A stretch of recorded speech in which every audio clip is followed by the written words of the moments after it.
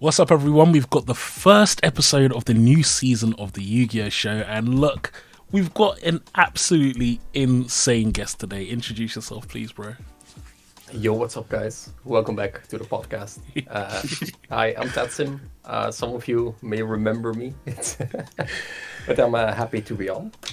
Yeah, man. Welcome to the show. Absolutely Welcome to the lovely. show. Look, guys, Tatsim.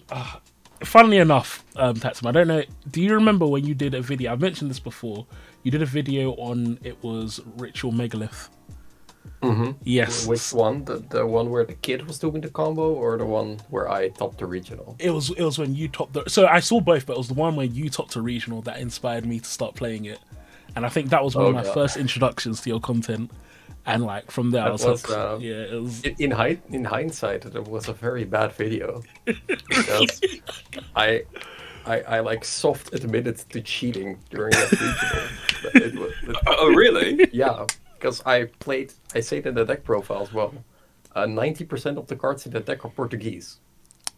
And the reason why they're Portuguese, so people can't read them, so they don't know what you're doing.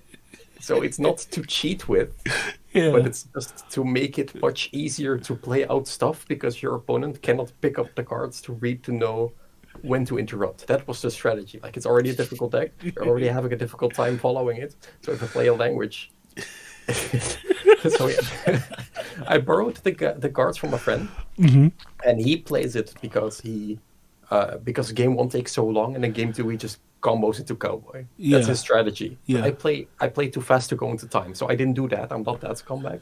But it was like, I was doing back the deck pro, and I was like saying, oh yeah, I played these Portuguese cards to misdirect the opponent. And like, in hindsight, it was probably not the best idea.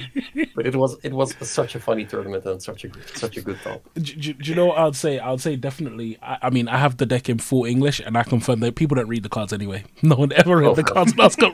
No, the amount of times that Chaos Max would resolve, and then people would be like, "Oh yeah, sure," and then afterwards it's like, "Oh wait, I can't activate anything," and it's like, "Yeah, the card's there." Like, it's crazy. People, even if they can, they don't read. They absolutely refuse to. It's true. But it's funny you bring up the Megalith profile, Abs, because my first introduction to Tatsium was a deck profile for a deck that is equally, like, sort of skill-based and requires a significant amount of brain power as well. And that was, I believe you had the first Subterra Dragoon build on YouTube for the TCG? I was a very early Dragoon adopter, yeah. That was like my first real introduction to your channel, and just always been a fan since, to be fair. Like, I've always thought the one thing I wanted to ask you about, and I know this is something that Fabs will be thinking about. One thing that really drew me to your channel initially was the thumbnails, because I feel your thumbnails, I feel like, are like probably in my top 5 channels ever. Thumbnails, to be honest, they just look so clean. So like, I just wanted to ask, like, in terms of content, like, how important do you think like having a good thumbnail is for those who may not, think about that? So the first quarter of a year, or maybe even a little bit longer, my thumbnails were made by a very good friend of mine, Sven. Sven is a graphic designer. He now works with Raiden Trade as well. So all the extravaganzas, but also every regional that they made now, he made the graphics for that. And he's also working together with Tournament Center now for Europe. So a lot of the content from both Yu-Gi-Oh! Or Pokemon or even One Piece, he makes that a lot of the times. And I was the first person that he helped. And I was the first person where he learned how to do a lot of that. Like, he already had all the experience, but I was the first person where he's like, okay, I'm going to help a YouTuber now. And I think that, especially early on, it has given me so much success from those amazing thumbnails that he made. It is actually crazy how much it helped. It is super important. I see a lot of content creators right now as well who are grinding the thumbnail game, and it's so important. It's but just the first click, the first things. And back then we were still learning, so they weren't even that great. He says that as well. It's very funny because I'm just like, I'm so happy that you did this for me. And after a certain while, I uploaded more, and I started to get a schedule, and it was getting a little old. Like me saying, oh, I have this video tomorrow and that video back then, and I need this thumbnail now. So he was like, yeah, I just can't do it anymore. And I was like, okay, if you teach me, I'll take it over from you. So my Photoshop is actually leached from him To this day, I still do not have my own Photoshop because it's all from him. And he just gave me a PSD file, and he's like, "Here you go, you figure it out." And from that, I reverse engineered how he did it. And after that, every thumbnail was made in that style. So it's the reason why they all like look a little bit alike, and is because I learned everything I know from him. And he just made a great schedule for me, and from that point on, it's easy. So, yeah, it definitely is super important. Yeah, and I definitely agree. Like, even again, it's like when I look at your content, it's like your thumbnails again is like one of the big things as well. Where it's just like it was just like uniquely it pops out. But it's like because some people have pop thumbnails that pop out, but I like the art style as well. I thought was so unique for yours as well. Like it just looks really, really, really cool. So yeah, Dan's right, definitely. It's really just like. Popping vibrant colors that I try to match. I'm not good with colors. Just consistency. They always have like the Tetsim in the top left. They always have like the white square. And then some relevant art that is important. I've also noticed that like which monster you put on the thumbnail is like super relevant. Yeah. And I never want to reuse stuff, but sometimes you just do not have an option and you have to reuse like for 2 videos in a row because it's just the most recognized and the monster that people are searching for in the Death class. Yeah. So before we get too deep into the YouTube game, I want us to. Can we get a quick whistle stop tour through your initial kind of YouTube career? What kind of brought you into Yu-Gi-Oh and YouTube? Because I think it'll be really interesting for everyone to see kind of where you started. I've actually surprisingly not talked about this too much now that you say it. I started playing in high school. I always loved Yu-Gi-Oh! I had, like everyone, I had like the box with cards that were in the shoebox. Yeah. I played the Spellcaster control deck, and I always wanted to play, but I never had anyone to play with. And then in high school, just some random guy that was like also a gamer came up to me and was like, "We should play Yu-Gi-Oh! Together." And I was like, "Sure." I was just hella down, like no matter who it was. I just wanted to like explore what this was because I was always fascinated about it. And together with him and a couple of other friends, we just started playing. And then, like as if it was like a miracle, like a store opened in our city, and we went there. And he was like, "Oh yeah, Yu-Gi-Oh players. Yeah, I have a friend who plays Yu-Gi-Oh. I'll ask him." And then 2 weeks later, our first local happened, and that community still plays to this day. Not the exact same people, but it has always evolved from that community. So together with my friends, we started playing. Other players came over. Better players came over, which challenged us because we were obviously horrible at the game. I was literally playing Dark Magician Control. Before, this was like 2012, so this was not with the magical circle, etc. I was just playing. I was doing like 2 magicians for Kira, so my opponent can't attack. That was the deck that I was playing. That's during like what wind-up format? That was. I tried to look it up. Apparently, I have played in full power Dragon Ruler format. Oh, wow. That was when I started. I have never seen them. I have never seen the 3, but apparently, yeah. So, yeah. Hypothetically, yeah. That's amazing. Yeah, it for sure was that format. And when I started to take things more seriously, Blaster was limited. And that's the first ban list that I remember, where all the rulers were limited. And yeah, from that point on, it was just like, more people came over, they challenged us, we wanted to beat them, we wanted to get better. We started going to every local, every regional, and then eventually nationals. And then in 2016, when Burning Abyss released, is when I really started to take the game very serious and spent like a lot of money on that deck because it was very expensive. 250 euros, I say, is expensive, but for me now that's like nothing for a new deck. But back then it was like, oh yeah, I think I was like 17 or 16 still. It's like I need to get a better deck, and this was the first deck because it looked cool. And yeah, I got my first national top with that deck, and I think that is basically where it all started for me. And then for YouTube, a couple of years later, when I started uploading videos, there was no competitive content. If you look at it now, you have like Nesh, you have like Pack, Yeah. very big names, very successful names. But when I wanted those videos, they were not there. I was one of the first that did that. I never got recognition for that, which is stupid. But so I wanted to make, if no one does it, I'll do it myself. So then it was just waiting for the right time. So my first video was like a guide on subterrors because I was like, haha, it's funny. And it was a very bad but funny video, which is why it's still live.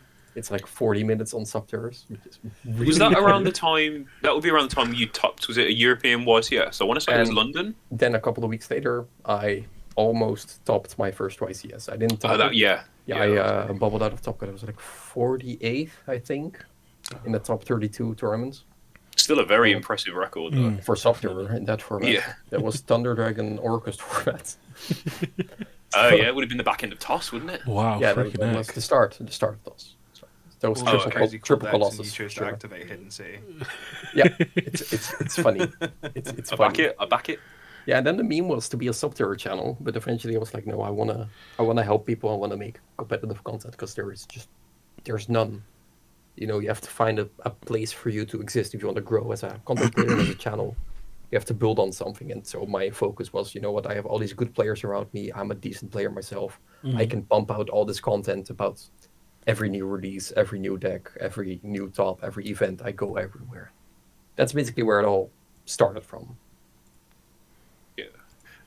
No, that's an interesting story, to be fair. Like, because one thing that I always liked about your channel as well was the fact it always seemed like it had the competitive edge. Obviously, you've had players featured such as Raphael Nevin, Joshua Roosters. They were coming to my locals. Yeah, that's insane. Like, Yeah. I feel like your locals must have been so Stacked, bro. challenging. Yeah, we have casuals at our locals. I still don't really understand why they still play the game.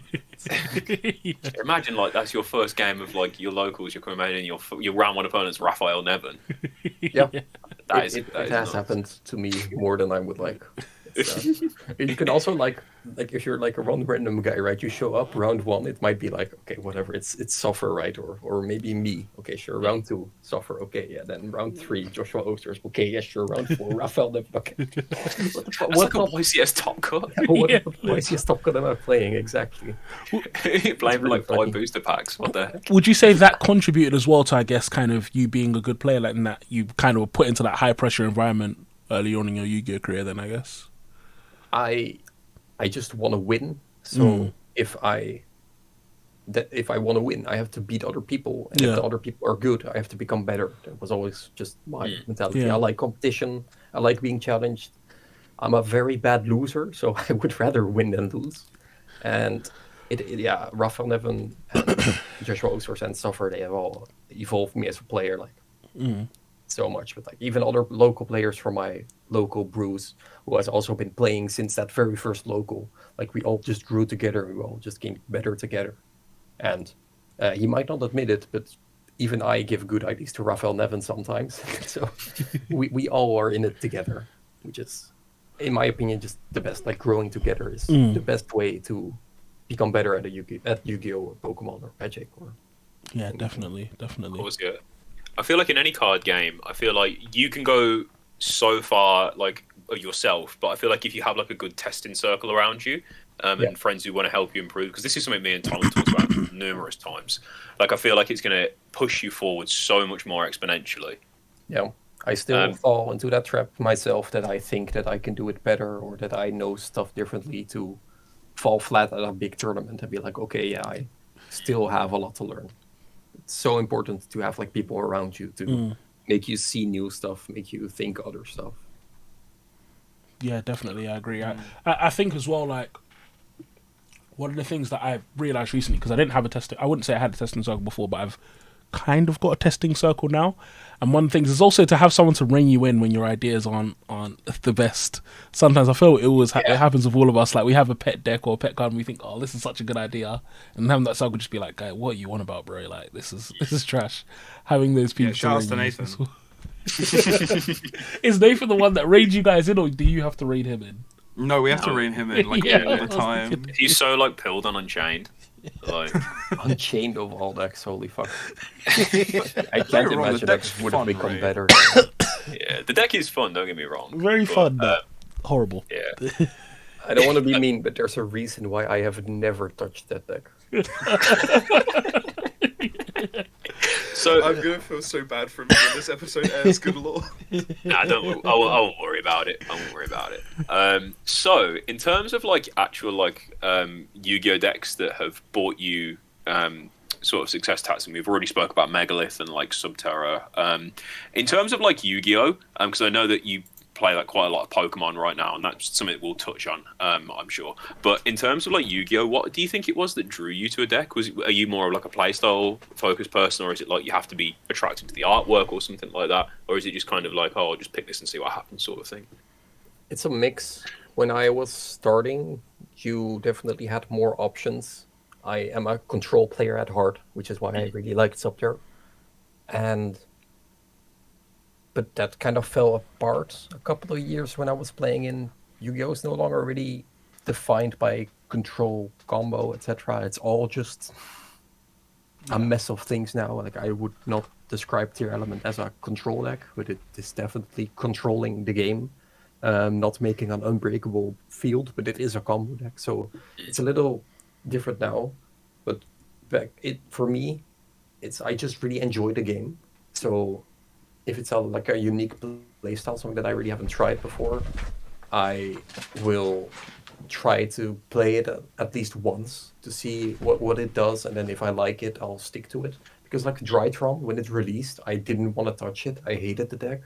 And then when Ben 10 was limited, I was like, this is a perfectly good time to pick up this deck. And then I found out that I really liked the newer playstyle, the new direction. It wasn't as degenerate as before, and it spoke to me a little bit better. But it was definitely because I just thought that the deck was really fun to play out. So what I like is a lot of options, and yeah, I would like my decks to be a little more skillful. And you could say that flipping a Floodgate is not skillful, and it is. But most of my Subterra decks didn't even play Floodgate. It's because I just liked responding to my opponent. I felt like that I could beat all my opponents by interrupting instead of floodgating. So yeah, a little bit of control, a little bit of having fun. There are also definitely decks that I did not enjoy playing at all. And like, what's it called? You were just talking about it. The destroy your own cards deck. Oh, Unchained. Oh, Tears. Unchained. Oh, no, Unchained. I tried that like once. But yeah, I'm never playing this. It is insane that archetype is just like link off your opponent's monsters, and it just doesn't do anything. Yeah, it's insane. So awful. Yeah, I mean, it got new support. The new support is definitely good, so it will be interesting to see if that gives it potential. But yeah, right now it's the only format it ever did well in was it was like two formats before Poet, and it was basically Shifter was a thing, and it was one of the few decks that could play under Shifter, and then also could play some random Floodgates as well. So it's like, I think it had like one YCS top, and that's it. But yeah. I don't know. If you're telling me that the reason you can play a deck is because it can play under Shifter, I mean, it's not a good deck. Yeah, yeah. It's probably not great. When decks only work when every other deck is bad under Shifter, then yeah, so it's not a good sign for the deck. It had to Could be a good meta call for one tournament. Yeah, definitely. Yeah, definitely. Like, shout out to Neshi, man. Crystal Beast work under Shifter. That deck was putting in work during Tears format. Yeah. Which does actually bring me on to a question that I did want to ask Tatsim. Like, there was I think there was like a period where I believe you were doing you were playing against a lot of different streamers and content creators on your channel. I think you were you were both doing decks that you were kind of like known for, as it was just decks that you enjoyed at the time or anything like that. In terms of anyone who may be listening, who wants to get an idea about networking, do you have any sort of pointers, or like how you got in touch with people, anything that you think, or even any like interesting stories about like how you linked up with a certain creator or anything like that? All right, those are like 4 questions in one. Yeah, sorry, I didn't work that okay. well. So the idea was, it was the Versus series, I think I called it. This was in like peak COVID, where everyone was doing remote stuff, and everyone was kind of looking for content or kind of streaming, etc. And I was like wanting to have something to do, and I wanted to network. So I just thought, you know what? I'll just send out messages, and to my surprise, almost everyone responded. Literally, just DM them on Discord. it's getting tougher for people like Farva to respond. Even my versus against him was sort of funny, where I asked him to play. He was like, "Yes, we'll figure it out soon," and we both kind of forgot. Then he was on stream, and I typed in this chat like, "Hey, we want a duel now?" And he's like, "Oh, right, you have your thing, right? Sure, we'll duel. We'll duel now." It's like the only reason why Farfa was on there. Because he happened to have time, and I think that would be like a little bit difficult now. I think that like someone like Farfa, someone like MBT, they are just a little bit too busy right now, and I always feel bothered to ask people like, can I have your time? But it has never really not worked out. Everyone always at least responds and tries to see what's possible, and if it's possible, they always do it, and if they don't, they don't care. You just send a message and see if they responded, and 90% of the time you'll just get a positive answer back. Well, the worst they can say is no, right? Exactly, and you just try again. If you want to become like, if you want to grow, you have to learn. You have to get to know all these people. So maybe if you're a little scared of that, maybe try to go to like a big tournament once, or like to a regional or to a YCS where you know that they are going and you are going as well, and then just say hi. I'm also doing YouTube. I've watched your stuff for a while. Is there any chance in the future we could do a collab? It doesn't have to be now, but is it okay if I just send you a Discord DM? And there's no way anyone is going to say no to that. You can always just work something out. And if you don't go to tournaments, or you live like very far from other content creators, just try to DM them on Twitter, try to interact with their stuff a little bit more, like make yourself known and be interesting to be worked with. Don't, like, I'm saying like you want to collab sometimes, but also you could just come with a good idea. Like the Versus series was the idea that I was going to go against a lot of people, so people already know that this was the concept. But if you want to do like something like a game show, like a podcast, you could just say, hey, we have this podcast, we work together with a lot of other content creators. This and this and this has been on. You want to be on as well? We really like to have you on. Like make it, make them become enthusiastic about it as well. Yeah, I feel like just speaking from our own experiences of reaching out to content creators, I feel like once you have like a couple under your belt, it starts to, I find anyway, it starts to become easier to reach out to people. Would you say it was the same for you, or was it? Did you always kind of just have a feeling of? Yeah. No, from my point on, I never was nervous about it, or I just DM'd people. I am really not built like that. I'm not shy. I'm very out there and very vocal. So for me, it was really easy to just like. At one point, I had like DM'd 3 people like with the same message like 5 minutes apart, and they all said like yes within like an hour. I was like, okay, cool. Guess I have videos for 3 weeks now. Nice. So. Yeah. No, I think people do. I do think people don't appreciate in terms of like sometimes if you don't ask, you don't receive, right? Yep. Yeah. But no, it's really interesting. To be fair, thank you for your insight on that. We have a Dutch saying which is translated. If you don't shoot, you always miss. I don't know if that's also in English. Which is like coming from like the bow and arrow. Like if you doubt about hitting your targets and you don't shoot at all, you've never had your shot. So the best you can do is at least try, at least go once, and then just see where you end up. Yeah, we have similar. Yeah, if you miss all the shots you don't take. So, that's the one. Yeah. I think that's literally the same thing. Yeah. Yeah. But no, definitely. I mean, and for example, I'd say it definitely at first is daunting, but at least for me, I likened it almost to kind of like when you're trying to ask out a girl, or whatever. It's a similar kind of mentality where it's just kind of like she says no or she doesn't, but it's like it's better to try. I see that because it was, and it's sometimes genuinely that's how it feels. Like one of the things I'd say for myself, for example, is that initially when I was messaging creators, that was one of the things I was worried about the most, that people would think like I'm some creeps that try to slide into their DMs and like talk to them and stuff. But after a certain point, I just kind of clocked that it's like I'm actually not. Like I just want to make some content with you, and like for example, even something like this, for example, I'm not trying to make you uncomfortable, Tatsim, but like Tatsim, you're like literally one of my favorite creators, and I wouldn't have imagined I would have got the opportunity to work with you. But it's like. Who would have thought? At this point in time? Who would have thought? Yeah. But then it was like I was literally on Twitter. It was last week. I was on Twitter, and I was just like, you know what? I was just like, F it, I'm gonna try. And then luckily enough, it worked out. It would be funny was on the podcast. For sure. But I want to move into our next topic, which is going to be, so obviously you've got some experience now with the Pokemon TCG, and I think you're very unique in that there aren't that many pro Yu-Gi-Oh players or competitive, like high skill Yu-Gi-Oh players, I would say, that are in other TCGs as well, or at least I would say have the same level of experience as you. And so I'd say coming from Pokemon now, I feel like you've probably got enough experience to answer the question. If you could change 3 things about Yu-Gi-Oh based on your experience in Pokemon now, what would they be? Okay, it's interesting that you say that, because you know who I saw last weekend at the European Invitational in London? Yeah. Andres Torres was there. Really? I wanted to go up to him and Oh be my like, gosh. yo, we're both banned. But it would have been really funny, but I didn't get the chance to like say hi to him. He did top, however. Oh, wow. Oh, Interesting. 3 things I would change.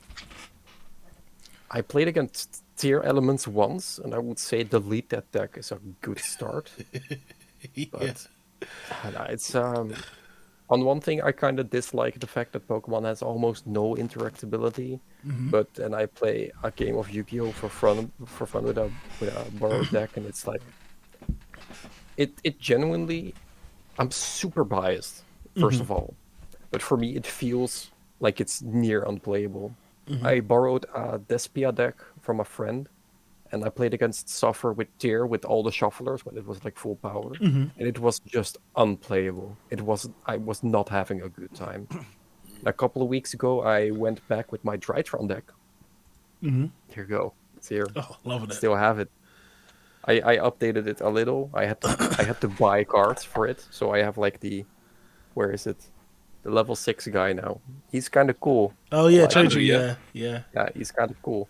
And I played against Suffer, who was playing Sprite. Oh yeah, Sprite something. Naturia. Yeah, Oh. Naturia Sprite. Yeah. And so he goes first, and he has Death Beast, and even if I Dark Ruler, he has like a lot of interactability, and I can't win. And if I go first, he doesn't play hand traps, so I just combo and win. And after playing like 1 match, we were both just like, okay, yeah, we are back to comparing hands. I'm not having fun. I'm gonna go do something else. So I don't know what it is with Yu-Gi-Oh! I don't know how to fix it. And for some reason, every time I'm on Twitter, I see people being very happy with the state it is in. So I'm just like, it just seems so unplayable. It has Yeah, definitely I'm been a very little much- bit better, but for me, it's so easy to say this now that I'm banned. But for me, it all went downhill in the Prank Kit format with Verte and DPE, Yeah. where I lost to like random ass people on regionals because they just know how to play through the hand traps. Yeah. Because it was like, okay, if you hand trap, it has to be here. If they do that, you do this. If they hand trap then there, you do that, then you do this. And then if they hand trap, you can end on Verte. And like every random kid who like not even kids, also like random adults who never topped a regional in their life could just do that. Yeah. And I just saw that happen so many times, and it was so annoying. So if anything I would like to change is just bring back more skill-based gaming instead of just like Yeah.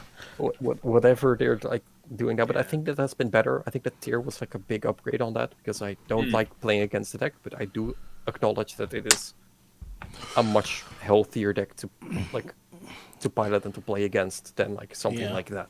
Like it's not as brain dead. Not anyone can play Tier, and that is definitely a good thing. But the main thing I would like to change is just prices. Prices. Ooh, that's a Yu-Gi-Oh! good It's one. so Yeah. fucking expensive. It's actually It's crazy. quite ridiculous. I just see like people were buying the triple tactic thrust. Yeah. Right, they were like 60 euros here, and I'm like, oh cool, my lost box dex is 30, and I just can never go back. I can never go back to spending these prices for cards again. It's crazy.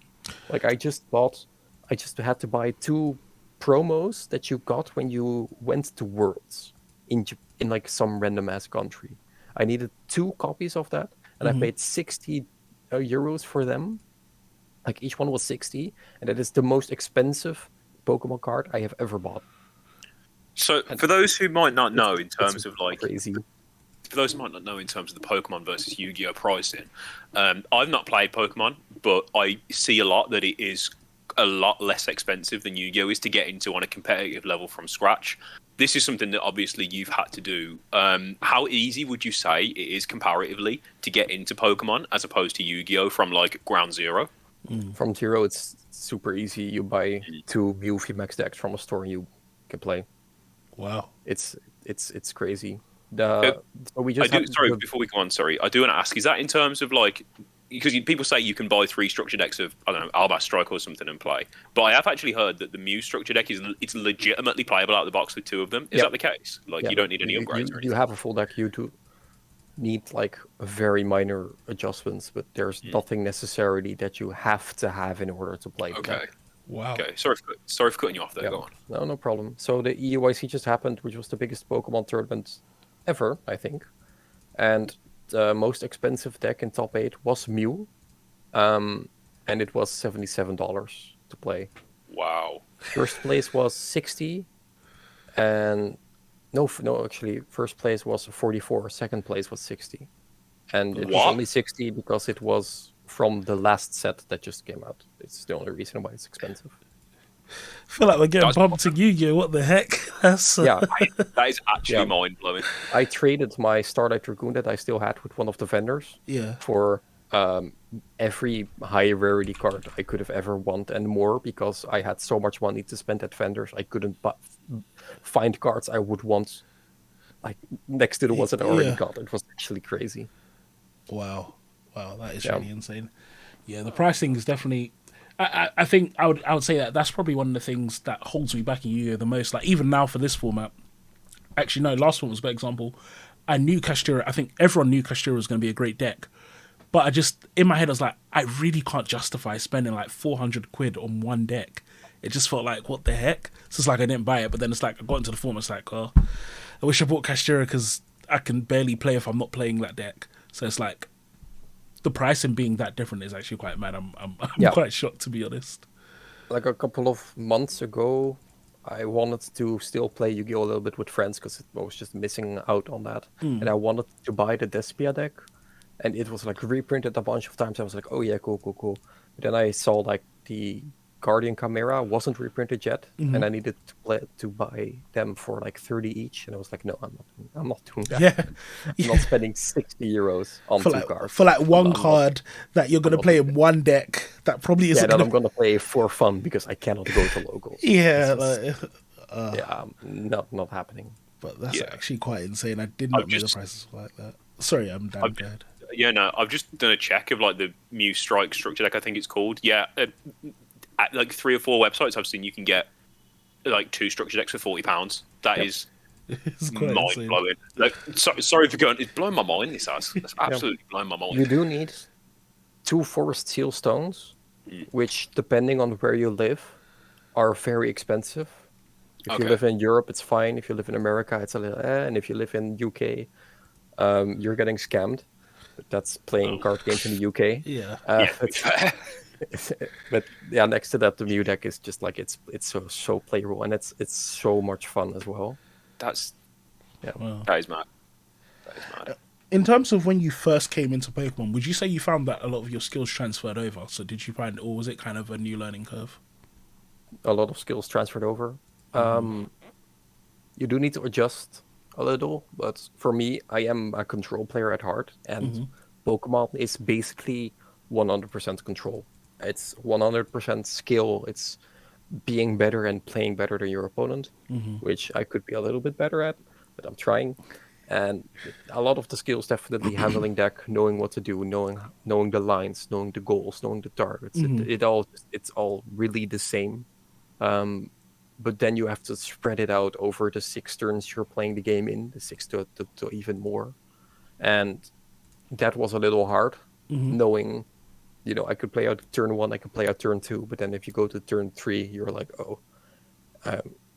now I'm going to have to actively think about resource management. Where do I go next? How do I actually win this game? I've done my setup. What am I going to do now? That was a little bit more difficult because we never had that in Yu-Gi-Oh! Even if you go into like a grind game where it's like top deck mode, you just play with the card you have. Yeah. But with Pokemon, it's a lot more preparation of your turns. You need to set up not for your next turn, but for the turn after that as well. You need to think ahead, like in chess, like you need to think 3 steps ahead of your opponent the whole time. Yeah, and I would agree as well, because I definitely say, for example, I'd even say in Yu-Gi-Oh, one of the matchups that, or kind of 2 of the decks that I've always thought are really well designed, and to me are what I prefer in Yu-Gi-Oh, were both Sky Striker and Salad for that reason. There was a point before, it was way before Access Code, where Salad literally, like, they really struggled to kill you to the extent that I feel like people were even playing the Fusion to try and OTK.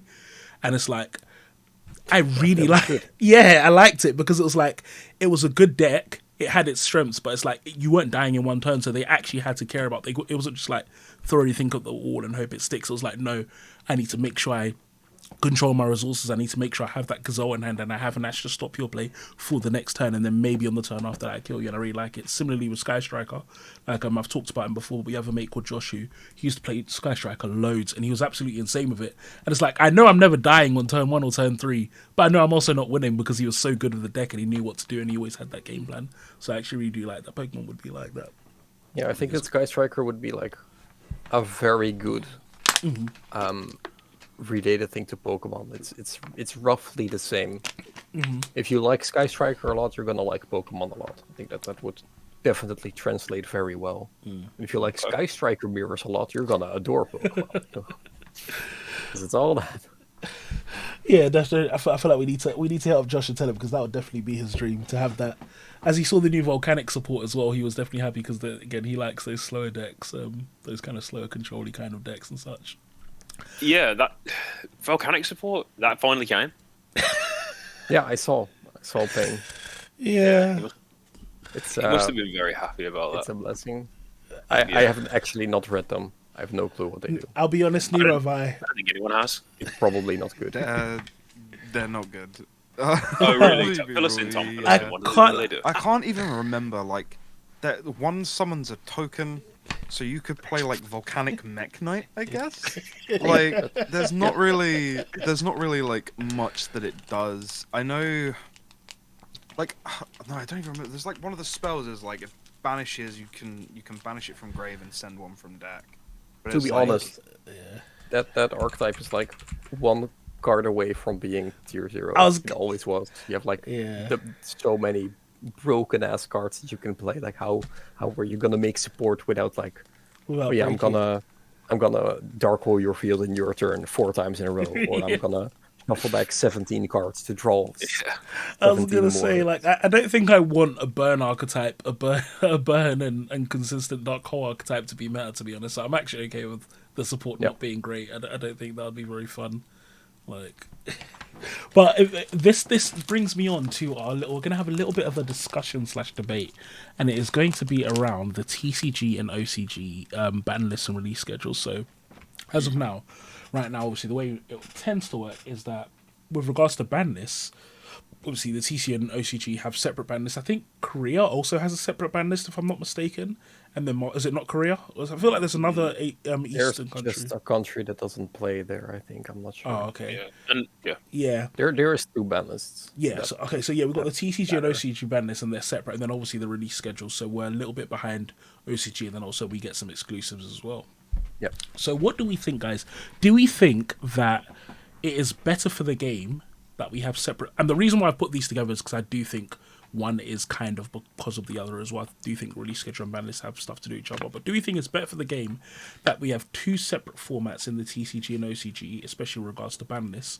Or do you think it would be better if they were merged? And this is both ban lists and release schedules. What do we think, guys? I think that they should be different lists. Like TCG and OCG have different lists, but the way the TCG list works is, in my opinion, is a joke. Like, it's laughable. Like, trying to get a ban list, trying to figure out when the ban list is coming is like trying to pull like a hen's teeth. Like, what is in a few months like even before it was just in a few months, if it would say the ban list is on or around X date, that's fine. It's not, it's not incredible, but it's fine. It gives us at least something to look forward to. The OCGs is just the first of every 3 months. Like, that's fine. Meanwhile, you have people who literally are designing spreadsheets to try and work out when the next TCG ban list is. It's like they're like trying to plot the end of the world. Like, it's insane. Wait, is the OCG one? So, for example, if the OCG says it's going to be at X time, do they tend to be consistent on that time, or is it? They have said they. Yeah. Okay, wow. Yeah. They'll even release what the 3 or actual 4 list months, is. yeah. Yeah. They'll even release what the actual list is a few days before it will come into effect. So, say if it was on the 1st of April, for example, the actual ban list will probably be revealed on the 27th of March. Wow, I could only dream. Yeah. I didn't know. Right. That's Well, pretty it much all used I to have be to say like about that. it. It used to be like that in the TCG. Way back when, we used to have set dates. It was like, It was good. I think it used to be the end, and it was like I think it was also every 3 months, and it was like a set date. And like there was speculation as to why it changed, and it was because, like, I heard that the TCG team, like, who designed the ban list, felt like pressured, and it's like, yes, it's your job to balance the game. You should feel pressured. You don't get a chance to like backpedal on that. That's the way it should be. Yeah, it's stupid. I hate the way that this. This The ban list reason is is designed. product design, which is why they stopped. They they now have full control over the game. Like, history has shown that they are very good at not seeing everything. They are very good at overlooking cards and interactions.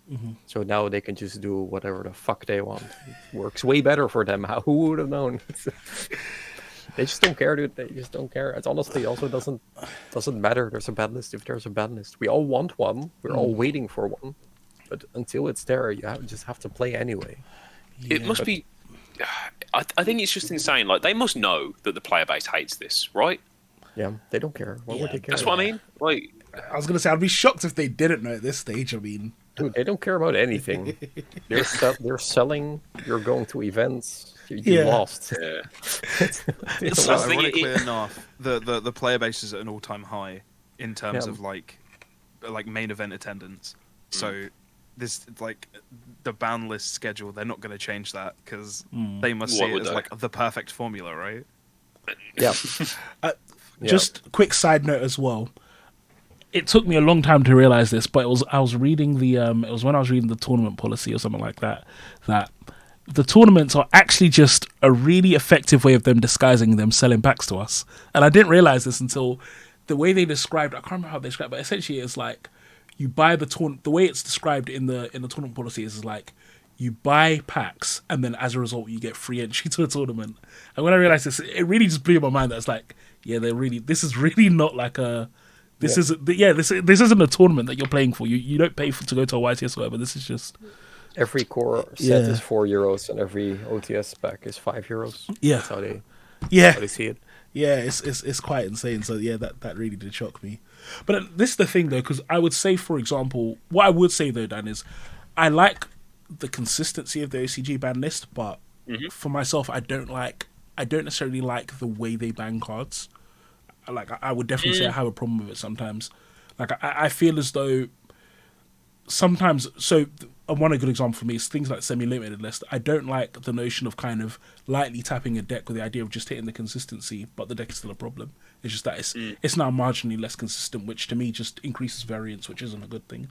So, for example, that's something that I would say, especially recently, it feels as though in the TCG, when they hit a deck, they really just kind of got it. Like, if we look at, for example, Tier recently, they really just kind of slapped Tier in the face, absolutely removed it from the game. Even though it took them too long, they hit Curious and they just completely took it out of the game, for example. I do like that philosophy as opposed to the OCG, which doesn't seem to do that as often. That is But OCG format's super fake. yeah. Well, is that? Do you think it's because of Maxi, or do you think it's the whole They thing in general? they don't have tournaments. It's a completely. That's true. Yeah. It's a complete hoax. If you go to no, it's true. Yeah. Look at their ban list. Yeah. Look at the list that TCG players come up with in OCG formats. If you go to any local there, Yeah. they're playing fucking Fluffle, dude. they don't care about good cards. No, it's true. Yeah. All those tournaments are either all the sample sizes here on Road to the King are like very hyper specific tournaments with a very small sample base. If you go to like the weekly tournaments, they're playing random garbage that they wanted to play when they woke up today. It's all. I had an interview once on my channel where I was talking to the OCG guy and he was playing Dynamorphia. And I asked him, so is the deck actually good there? He was like, no, but all the other decks are worse. And I mean, what do you mean all the other decks are worse? They're like in a theoretical tier 0 format now. And he's like, yeah, but no one plays that. Like, why? They just play whatever they want. They don't care. So it's like having tier elements tier 0, but then everyone's just saying, you know what, it's fine, we don't play the deck. So everyone's like gentleman's agreement. Yeah, the Like, whole OCG TCG exclusive or the whole OCG TCG discussion, it's always like everyone always brings up OCG as if it's like some kind of Bible or some kind of truth or Yeah. prophecy that we're working towards, but it's not. We are learning things from them. We are seeing what the pro kids can do. If you look at the best example of this, look at the people they send for the World Championships. It's always the Yeah. same, and they always are nowhere close to be found at any other tournaments except for the qualifiers for Worlds. Yeah. Very, They very don't true. Why would they play the game? Where would they play the game? Do you think they want to go to their locals to like clap the same 12 people that attend every week that play Fluffle? They don't give a fuck. Do they? Yeah. Yeah, a lot of their YCS like level tournaments and stuff, anything higher than that is like it's strictly invite only, I think. A lot of it. As well, but most of them are also not Swiss. yeah. Oh, really? Aren't they, a lot of them.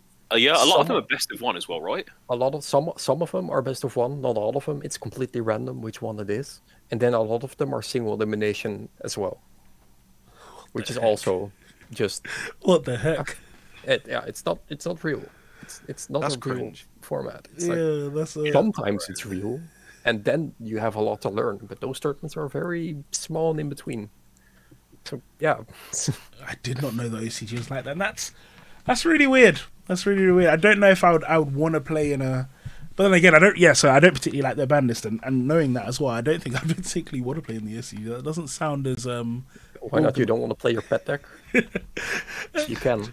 Do you know what's funny? It's like that. Once upon a time, I would have been the guy that's like, yeah, I want to play my rogue deck and stuff. But as I've grown older and I just have less time now, a lot of times like I can't be bothered. I'd rather just play the best deck and just, you know what? If I have like 3 or 4 hours a week to play Yu-Gi-Oh, I'd rather I was just playing the best deck a lot of the time. Yeah, it's like I'd rather just play the best deck, roll up, rattle someone, and then move on. Yeah. Or just That's- play a that's very fair. good rogue deck. Or just play a very exactly like yeah, I'm not opposed to all rogue decks, but like for example, playing Mathmech I wouldn't consider rogue at all. I'll say it's meta, and I'm playing it because it's like there's one combo. I don't really need to learn anything. It's literally just turn up, activate circular plus 4 hand traps. I probably win and then move on. Like it's quite a nice way to have my downtime. I would say right now. The OCG just seems to be like Schrodinger's format then. Yeah, it's true. That's, like I know a lot of their Road of the King results are from locals and stuff, but you Yeah. have kind of Have you never looked at a list from the OCG and thought to yourself, no one would play this, And they'll have like 60 one-offs. and it won? Random. Yeah, it's 15 random one-offs. It's dude, it's the fucking worst. People keep bringing it up. Yeah. They keep saying OCG this, OCG that, but the tops of the OCG. Yeah, who cares, dude? Yeah. This is Not the wild. OCG. Yeah. And it's like I used to I'm think pretty sure I actually saw a list somewhere where someone was playing 2 Gamma, 2 Driver. I could be making this No, up, no, but they I, were doing I that. have a You're right. feeling that I have seen You're this right. in my head before, where like it was when Gamma just got semi-limited. Yeah. It's like they just want to make the most of it, you know. So just play the second Driver. Why the fuck not, right? Makes sense. yeah, and So dumb. And the thing Yeah. as well is like when you look at the OCG list, at first I remember when I would see their weird lists, the justification everyone would always use was, because Max C's in the format, so everything's more consistent. But after a certain point, it's like that doesn't really make sense. Like it can't be because of Max C that you're allowed to play this kind of jank and it just works. Like everyone's got Max C. How does that change it? Yeah, we have because- Nibiru, we have blowout cards as well. If you think feel like about it, there's that's only why they have one- Maxi, so they can play their pet decks. Sometimes. I feel like there was only one true argument for like Maxi actually being relevant to a deck success, and that was Sprite specifically, Yeah. because it was like in a way, the deck was quite oppressive already, but then Maxi was hyper searchable.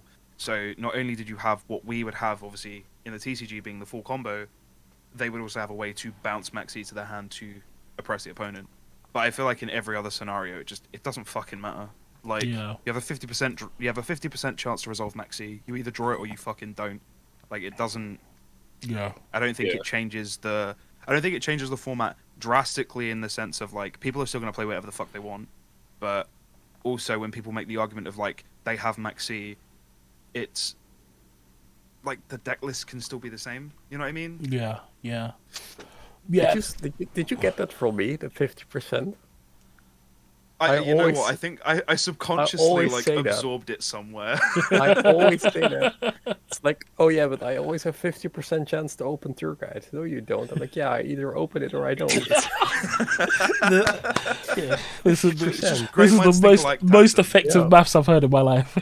Tyson, you're so based. You're like the most based human I've ever spoke to. Absolutely looking at statistics right here. I love it, man. I love it. But yeah, back on the subject of like OCG, TCG crossover, I think there's some merit to having like simultaneous set releases, but I only think it would work if we were able to like merge the OCG and the TCG. I think it would be more for product rarities over like actual set releases. Yeah, like if that makes sense. This is yeah. I mean, it could be better here, 100%. But no, there's no reason to merge. Just let them play. And of course, just a much better game here with our ban list. Merging is not gonna work. Worlds is always a mess, and the only reason why I would agree is to bring back Colossus, but I'm banned, so it doesn't matter. Yeah, no, like it's like that's the only real argument I can think of where I would like it, because like we get TCG exclusives, which I think like I'm a big fan of the Gold Pride cards. I haven't played them yet, but I like the concept because I like Punk as a deck, and like having those where we can have fun with the deck before it moves to the OCG, and it's the same thing like the other way around, right? It's like the OCG gets exclusives that we then get later on. I think that's really cool, especially I very much appreciate that. Free the boy. Oh my gosh. Should have been our debate. Well, the Thunder Dragon Colossus one. Yeah, that would have been a good one. Well, the interesting thing is though, I mean, is there anyone here who doesn't want Colossus back? I think you need to an extent. This is my podcast. What the fuck? It's Portuguese. It's ulti. You're not going to read it, innit? It's Portuguese. I know what it says. People are going to be like, "Oh, I can't draw. No draw phase." I've wanted that card back for. If Thunder Dragon Colossus was back, I'd be a very happy guy. Yeah, this is my banned binder. There are still cards in here that are banned, so if they ever get unbanned, I'll sell them. I like it. I like it. Yeah, I sold Spellbook of Judgment for like 25 a piece, and I had 7 of them. So. Oh my gosh!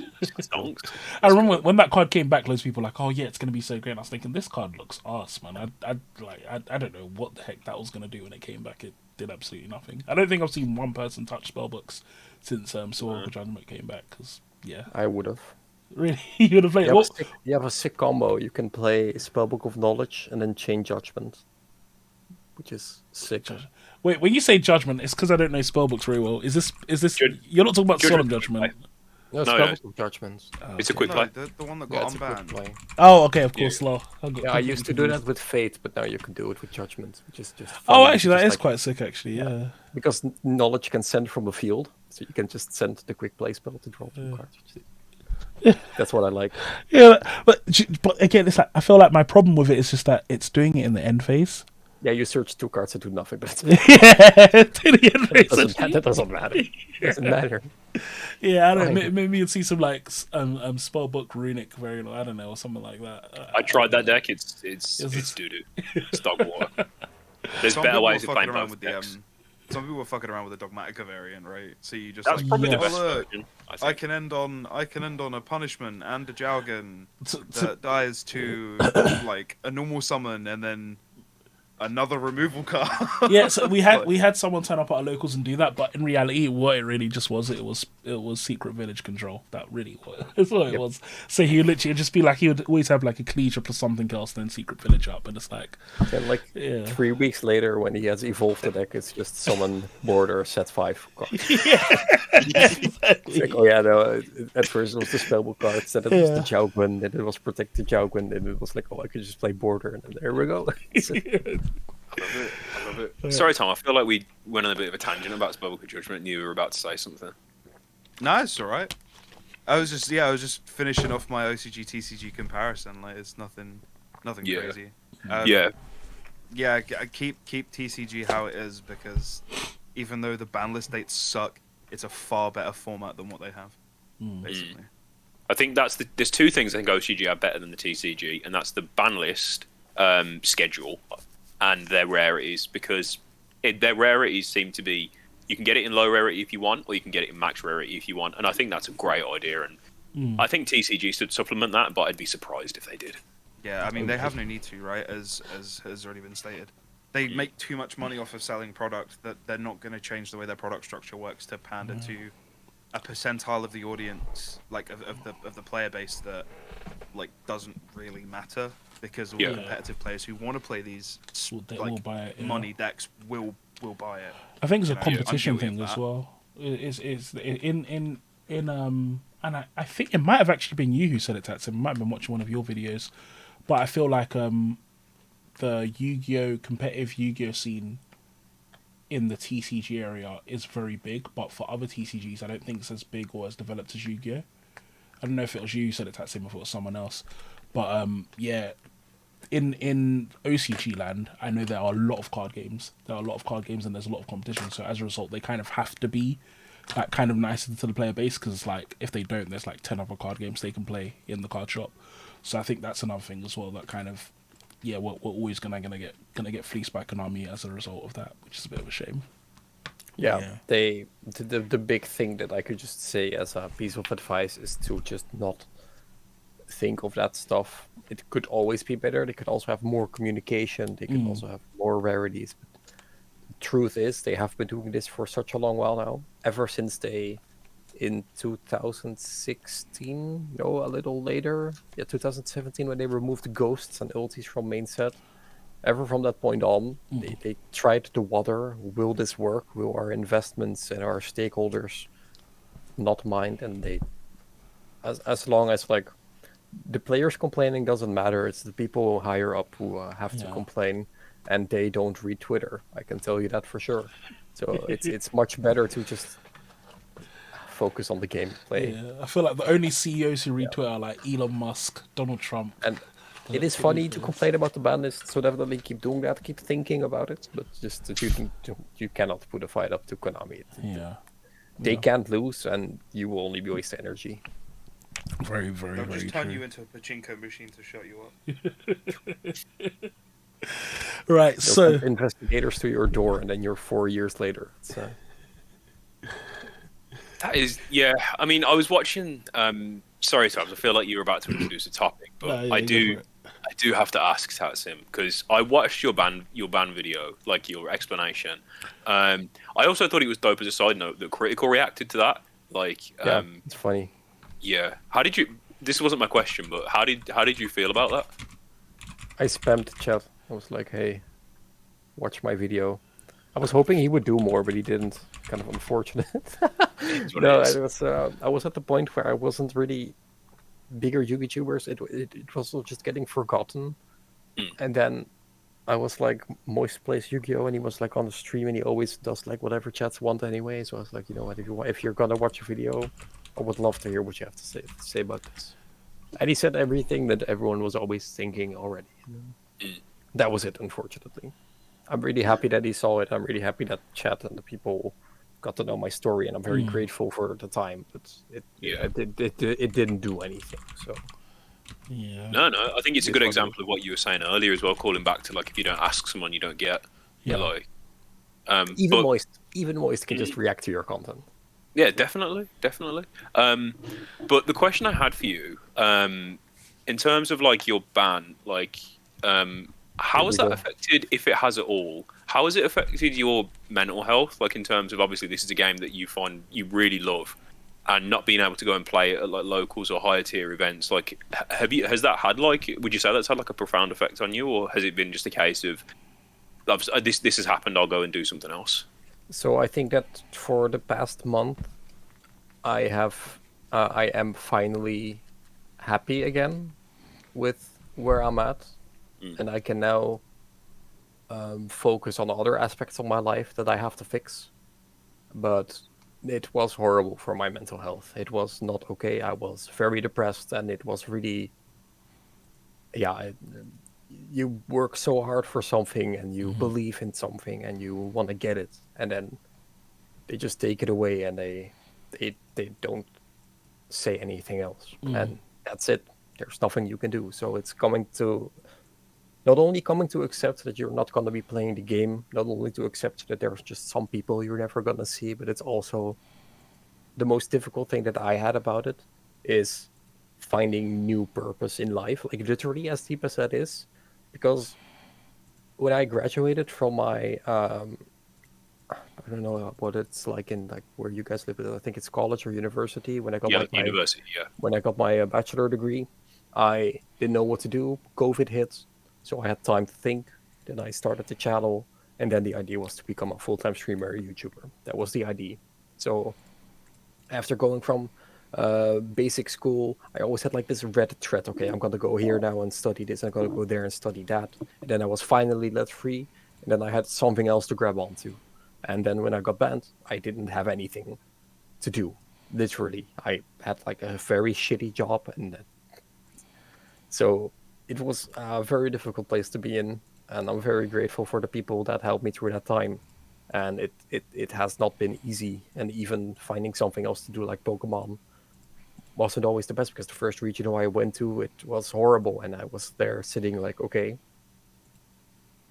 is this really something that I'm gonna do next? And I'm very happy that I did, because I met a lot of new people, a lot of new friends, and I went to other events, and they went a lot better, leading to more events, to more people, and that has put me in a place where I am now relatively happy with where I'm at. It's going better. I'm not depressed. I'm doing fine. I miss Yu-Gi-Oh! A lot.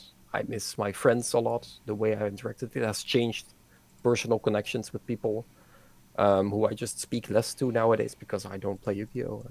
If your entire friend group is Yu-Gi-Oh!, it's nice because you all have this passion, but trying to get in that, it's just, yeah, I don't want to hear tier element theory. I don't want to hear that, and they want to talk about it, so you want to let them, but you're just sitting at the table and you just start doing other stuff.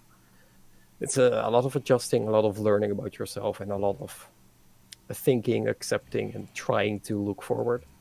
And that's where I'm at now. I'm finally looking actively for new jobs, which has just been, it's been super difficult for me to even apply to new jobs, because it was the mental barrier of accepting that this was it for now, at least. I'm never saying YouTube with streams is never going to happen again, but for now, this is over, and having to accept that was really difficult. And so now I'm finally applying to new jobs, doing more, talking to more people. I'm very happy. I'm spending my weeks a lot of fun with the girlfriend, with the friends, with Pokemon TCG, Pokemon Go, and even the old friends as well. Suffer, I still talk to him a lot. I still we still hang out with all the boys, so that's all hasn't really changed. But no, it was not easy.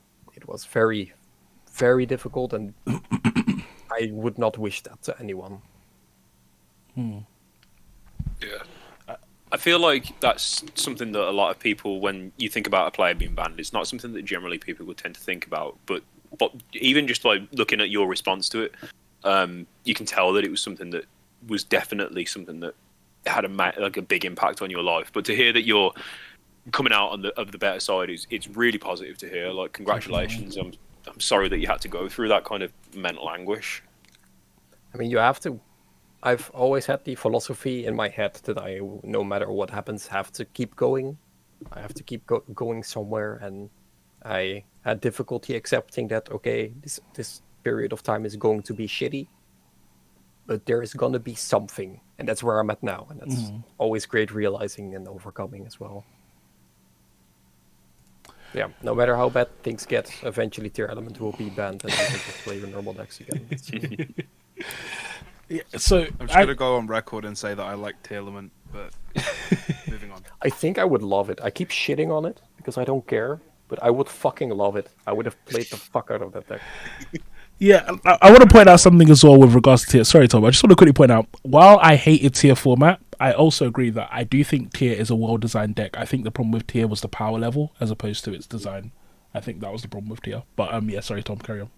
I was gonna say no, like now in this format, it's actually like it's still really fun. Like I've been testing it a lot, and I took it to locals, and I mean it was a secret village control deck, but that's not the point, right? I mean, Wind of Secret Village is pretty cool, but no, like past that, obviously you can play it like however many different ways you want to, and I think now it's a very fun deck that it still like obviously abuses the fusion mechanic, and it still has like access to the millers and stuff, but not as oppressive as it was previously. But I think the reason I liked it is like as you said before, Tatsum, is like it requires a lot of brain power. And it isn't just like, oh, lol, mill 3, I milled 5 names, I'm gonna fuse and summon Nutbuster Dragon and shit. It was actually like, it rewarded you for playing well, like sequencing your effects correctly and things like that. I also don't think the tier cards were the problem. It was the issues you got. No. But I think that's a discussion for another day. Yeah. Yeah. I don't want to get into... I also don't have the to be there tier for list that as well. I have no clue. No clue what the deck does. Yeah, but what we're going to do is, because we've just hit the hour mark, so we're going to wrap into our Am I the Arsehole section, because I have an interesting one. So I'm not sure how familiar you are with this Tatsim, but there's a subreddit on Reddit. Or how familiar are you with Am I the Arsehole on Reddit? Not. Yeah, so... On Reddit? I don't Reddit. Oh, lovely. So... Surprisingly. I should, but I don't. So essentially it's called Am I the Arsehole? People post stories of things that have happened. It'll be a short story, and then we'll just decide whether or not we think they're an arsehole for what they did. And so this one, the title is, Am I the Arsehole for not going inside Victoria's Secret with my girlfriend? So it reads, I was shopping at the local mall with my girlfriend, they're both 20 years old, and she decided she wants to go to Victoria's Secret. For those of you who don't know, that's a women's underwear store. When my girlfriend went in, I just stayed outside the store and sat on a bench. She was confused and came back to me and asked why I didn't come with her. I told her because it's a women's underwear store, I don't want to go inside. She got mad and said no one cares, so come. I refused because I felt weird and I don't want to make the women there feel uncomfortable. My girlfriend got upset and decided to end the day and go home, and she said I ruined the day by not going into the store. Am I the arsehole? What do we think, guys? Tatsim, you're the guest. Oh yeah, thank you. No. Fuck you.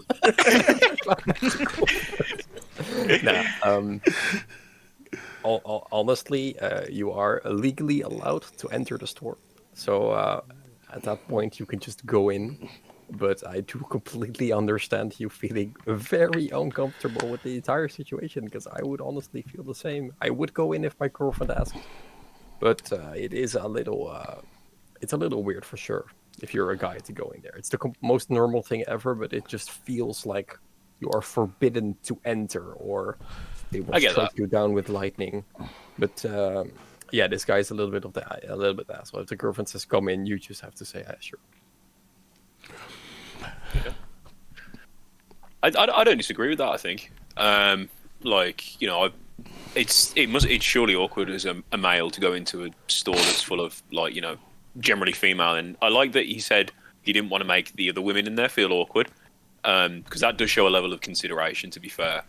But I also think that that men do go in the store. Like, it's not like he's the only man in the universe who's never going to go into it. Yeah, I pretty much agree with you there. I think Tatsin, like, she's asked you to go in, just go in. Like, she'd probably buy something that you're going to enjoy anyway. So, right? She's there for a reason. Exactly. You. Exactly. I hope, at least. Yeah. What do you It's think, a little column A, a little column B, I think. What do you think, Tom?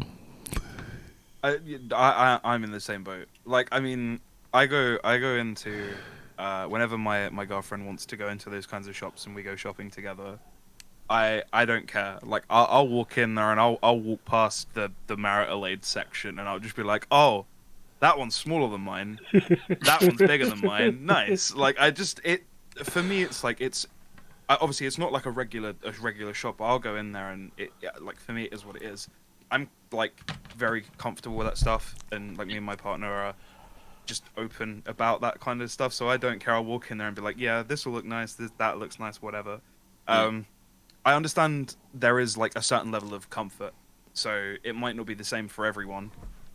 So I wouldn't necessarily call them the asshole, but I wouldn't exactly say like you're in the right either. It's kind of like that weird grey line, the weird middle ground that sort of like, I mean, you should probably just go in there with them, but at the same time, I can understand if there is like a hyper direct discomfort on the whole situation. Go on, Fabs. I can see something cooking. I think he's a mug. I don't think he's an asshole, but he's an absolute mug. Look, if your girlfriend asks you, come into Victoria's Secret, what are you talking about? You feel uncomfortable? Are you not attracted to your girlfriend? Like, what are you even saying? Like this, Dude, it's kind of awkward. What do you mean? no, come on. Nah. It's like, unless you're like going into the store and like going into random other people's changing rooms and like trying to look at their like, no, you'll go with your girlfriend. You go with your girlfriend, like, oh babe, I like this, it looks good on you. I like that, it looks good. Like, I can't imagine a world. I was thinking, what the heck? Why would you say no? Like, and it's like she asked you to come with her. Like, yeah, like I don't know. In my head, it's like if I'm attracted to so I use example of my wife. If like, I'm attracted to my wife, so and funnily enough, actually, I have gone underwear shopping with my wife before, and I've been like, I like this, I like that, and it's like, yeah, because she's my wife and she wants to wear stuff that I like. So he's not an asshole, but he's an idiot, and I feel like my advice to any guy listening to this is that if your girlfriend invites you to any sort of clothing or underwear shopping, I would advise you go. It's not the most fun thing in the world to go clothes shopping, but I would say that the benefits heavily outweigh the disadvantages, in my opinion. So yeah, I mean, anyone who listens to this podcast that has a girlfriend should probably do everything they say already. That's straight reality. Straight reality assessment. This is a very good point. Yeah, All Yu-Gi-Oh players, really. do you know what? It's fine if you're awkward, and I think that it's actually kind of like nice of him to the first reaction be like sit outside on bench. I think that's a very good initial response. But then if she invites you, you just have to go. Yeah, like, You're like, oh yeah, Yeah. got overcome. I think it's like if he assumes that like she doesn't want him to go in, but then she invites him in. I think that's completely fine. It's a cute reaction, not wanting to embarrass other people inside. It's very very cool. Wholesome. Very good reaction. Very wholesome. Yeah. And then he just if took you it to have the next you have to degree. go. Doesn't say he took it too far and sit on the bench outside. It's like now look at you sitting outside on the bench. You're cold. Yeah. I think that makes Yeah. you look more awkward, right? Yeah, like You're sat right outside of Victoria's Yeah. Secret, waiting, just Yeah. like watching Looking people in walk the out. and store. shit. yeah, like it's, gosh. People confuse me at that. That was what I'm saying. I saw this, I was thinking, oh my gosh, this guy. Look, at 15 maybe this is acceptable behavior, but by 20 years old, if you have a girlfriend, you need to overcome. And also, Live in it. and on a slight, I am being serious, but on a slightly more serious note as well. Again, it's like I said, if you're going inside Victoria's Secret, like, it's a safe assumption that most of the women inside there have seen guys before. Like, they're not going to think that you're some like evil sex fiend just because you walked inside. But it's an underwear You store. can even go in alone. They probably not think you're shopping for your girlfriend or stuff. Literally, It's the most normal literally. thing in the world. Yeah. Yeah, like, so it's like, I don't think anyone would really care that much. I think it would be more weird. I don't know. I can't think of a store that I could that like a girl store that it would be that weird for a guy to go into. Can you guys think of anything like that where it's like everyone would look at you weirdly? Are there girl stores? Or like I say, girl stores is a bad word. Like a more female oriented store, like Claire's. Even if I was to go in Claire's accessories or something, I don't think they would look at me weirdly. They'll just be like, "I've Even gone." like any just like random makeup store, like what else do you do? Yeah. In You fact, can literally be there for yourself. And Yeah. no one would touch. the attendant Yeah. will probably come up to you and think he doesn't know what he's doing. I'm gonna make some good commission on you. That's probably what they'll be thinking, if anything. Yep. So Yeah, to be fair, yeah. I mean, I don't know. Like sometimes women look at me funny when I go into the nail tech, but I'm there for the same reason as you in it. Like whatever. Like so maybe I get it, but whatever. Yeah. Well, that was our last topic. So that was Amalioso. So thank you so much, Tatsun, for coming on this awesome episode of the Yu-Gi-Oh show. Do you have any shout outs or anything you want to say before we sign off? Shout out to my channel. May we all remember it well. No, thank you guys for having me on. It was a lot of fun. I would shout out SFR, but he's also never live, so I don't know if you see Rafael Nevin at a regional, say hi. You know what? I actually do have one last question for you, Tatsim. This is bad etiquette for me to do it after I've signed off the show already, but it's a plea. I'd say it's more of a plea as one of your fans. I'm sure there are, not even I'm sure, I know there are at minimum 8,000 of us, because those are all of us who are subscribed to your channel. Your content was epic, and even though you are banned and it might be not the most pleasant thing for you, I would say that there are a whole bunch of us who are very still interested in your opinions and would still watch. Like when you started doing your Pokemon content, I had the plan to start watching and being interested in Pokemon content. So if you ever do decide to come back and start doing that content, I know for a fact there are thousands of us who would all watch it, because again, bro, your content was awesome. So yeah. No, I don't want to bring your hopes up or anyone's hopes up who is listening, but there is stuff that could theoretically come soon. Not this week, not next week, but there is a big chance that there will be an upload somewhere April, May. Yeah, you've completely. My hopes are up. Maybe even 2 videos. Yeah. I'm sorry, but my hopes are up. You've completely failed at not getting my hopes up. They're completely up. I'm hoping it's the to see golden rule. You should never tell anyone what you're doing, because then they'll be expecting stuff. Yeah, and the expectation will kill it for you. Yeah, I'm refreshing it every day. Just looking. I'm trying. We are working something out. I have new connections. I have new people around me. It's gonna be cool. Lovely, awesome stuff. Right, so guys. Very quickly before we sign off, Tom, your team has started a YouTube channel as well, haven't they? Do you want to talk to people about that quickly? Oh yeah, so the team that I recently joined, Team Paradigm, we started up a YouTube channel mainly for the competitive content, feature matches, deck profiles of the events that we play at and stuff. So yeah, it is just Team Paradigm on YouTube. Give it a search. Subscribe, that'd be great. We'd really appreciate it. Get the numbers up and stuff. Let's do it. I'll subscribe, so you have to subscribe, who's ever listening. Yeah, exactly. Exactly. Thank you, Tatsim. Thank you for the co-sign. All right, loving it so much, guys. Thank you all for watching, and we'll talk to you all soon. Peace.